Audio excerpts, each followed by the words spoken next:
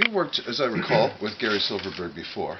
Yes. On various projects. Yeah. How long have you two been in association? I think we've probably known each other at least 15 years, Mm-hmm. maybe more than that, between 15 and 20 years, I think.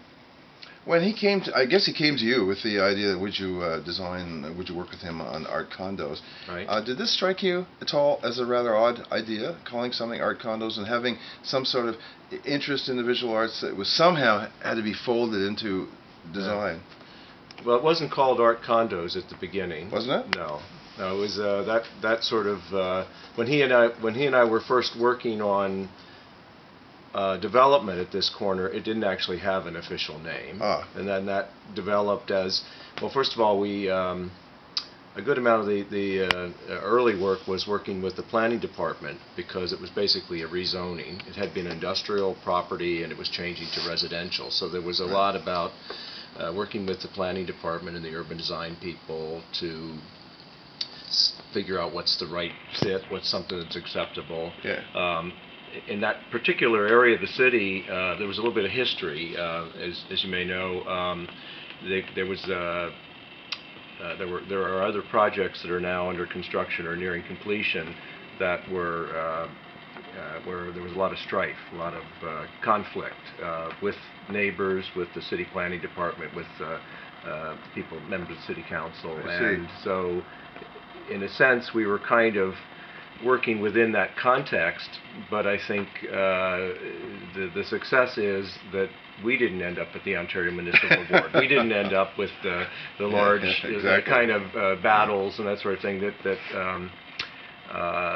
were evident in the other projects. Right. So that was the early part, and maybe there were different names that were kicked around. I don't really recall exactly, but we always were thinking about the character of this area being the avant-garde area. Yeah, avant-garde, art and design, a number of artists in the area, art galleries for sure, particularly along Queen Street, and that was really important. We felt, Silverberg ourselves, working together, felt was really important for the character of this project, but also in Gary's background, he's an artist businessman or a businessman artist, depending on strange combination. Yeah, and so but in this particular project that fit perfectly. Yeah, exactly. And it's an unusual combination. I actually after thinking about it and talking about it over the years with Gary, I think it's totally logical. But in a way, it's art is the link, right? Because there's art in everything. There's art in history. There's art in business. There's art in psychology. There's art everywhere. Marshall McLuhan used to talk about the Balinese. We were never quite sure who he meant by the Balinese, but he used to say, the Balinese have a saying, we have no art, we just do everything as well as we can. Well, that's a good way of putting it, and it probably is all art. Yeah, exactly. In those terms, yeah. Art being, I suppose, high self-consciousness, probably. I guess, yeah. I wanted to ask you a little bit about the design of the building.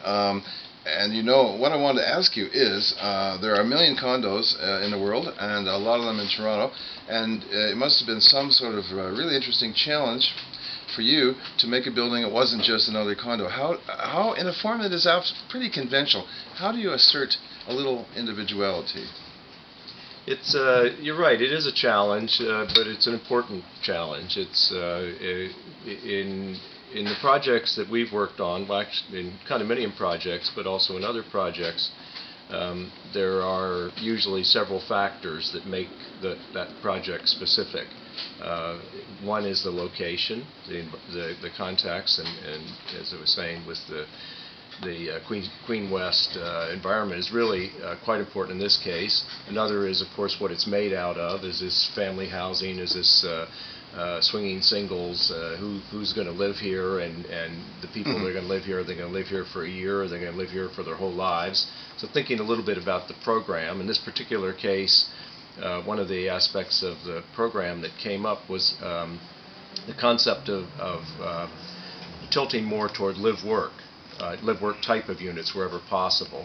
So particularly at the ground floor, where it's kind of obvious, almost a quasi-commercial address, But even within the buildings themselves, within the building itself, we were imagining that people might have their office or their business in the building. We set up specifically in this particular design support facilities for businesses. So if you were going to give a presentation, for instance, to a client, there's a sort of a boardroom kind of area.